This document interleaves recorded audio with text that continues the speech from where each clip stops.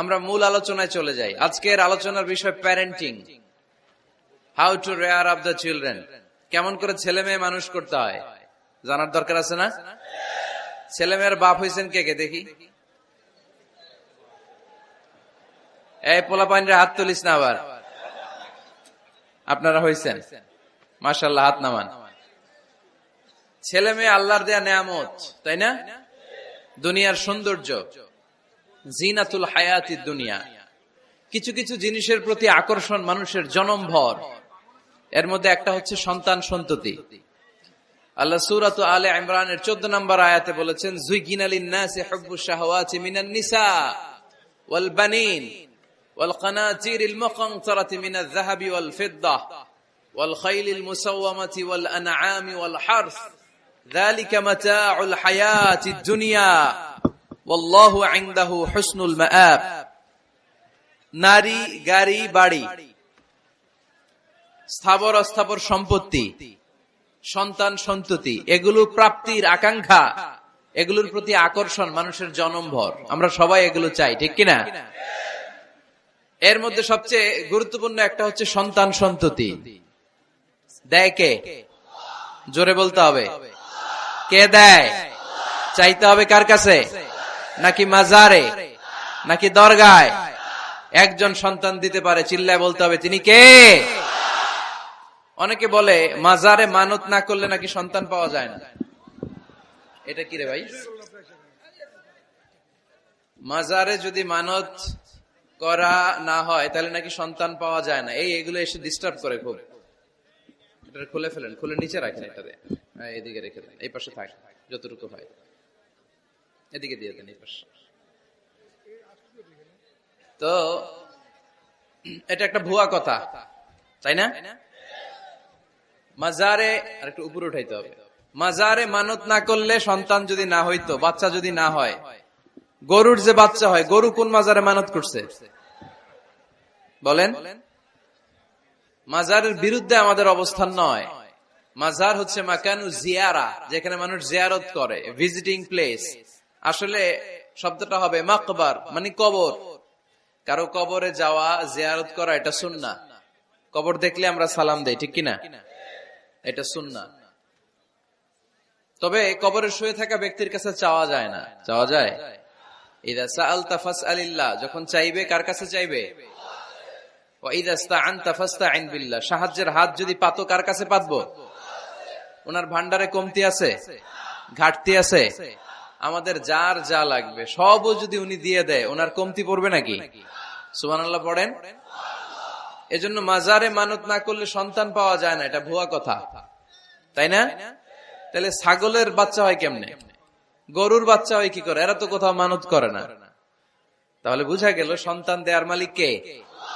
এটা অনেক বড় নেয়ামত। আমরা অনেক সময় বুঝি না, আমরা অনেক সময় খেয়াল করি না। এটা অনেক বড় নেয়ামত। যার সন্তান নাই সে জানে সন্তান না থাকার কি জ্বালা।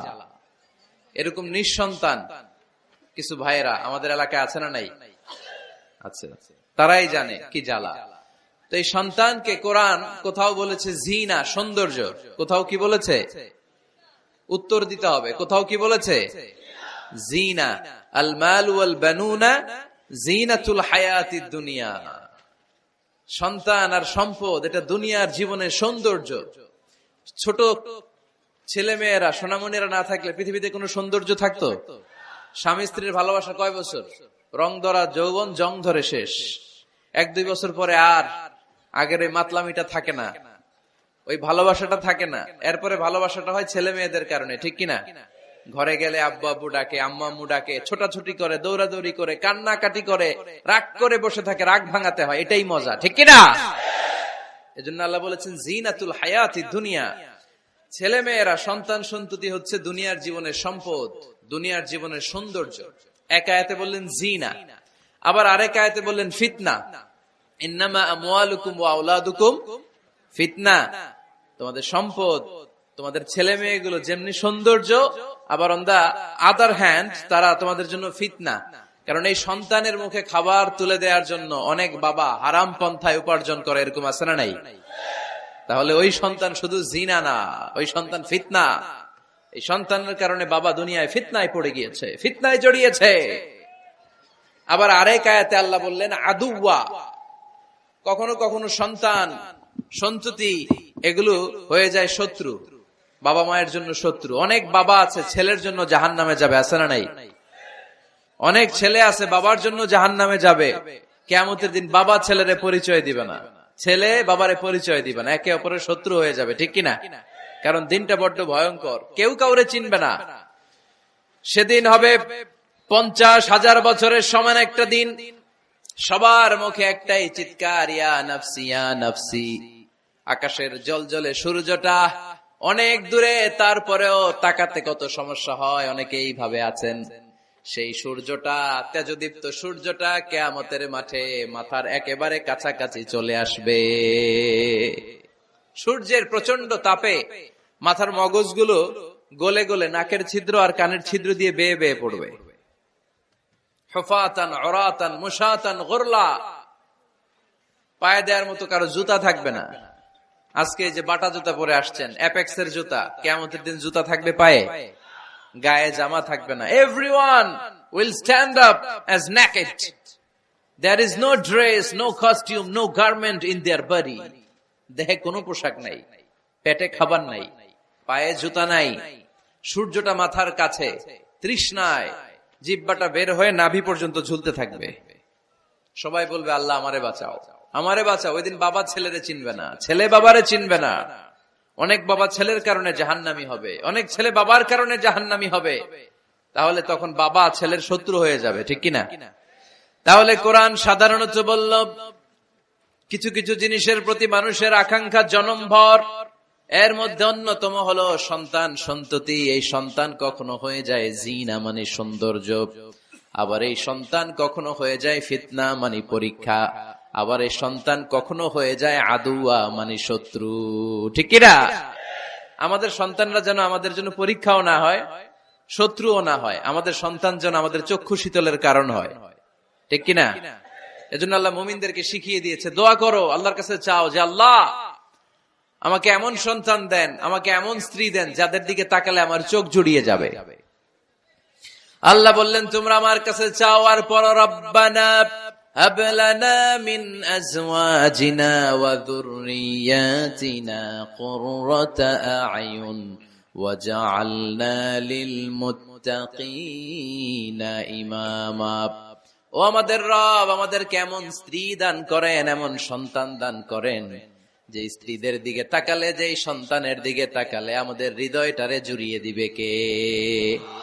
এরকম স্ত্রী, এরকম সন্তান আমরা চাই কি চাই না?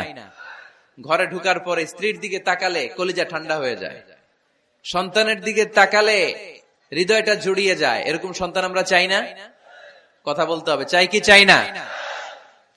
এরকম সন্তান কেমন করে আপনারা গঠন করবেন, কেমন করে সন্তানকে মানুষের মতো মানুষ বানাতে হয়, এ নিয়ে কিছু কথা আজকে আমরা শুনবো। মনোযোগ আছে? কষ্ট হচ্ছে না তো? আমি যতক্ষণ আছি ততক্ষণ থাকবেন? কারা কারা?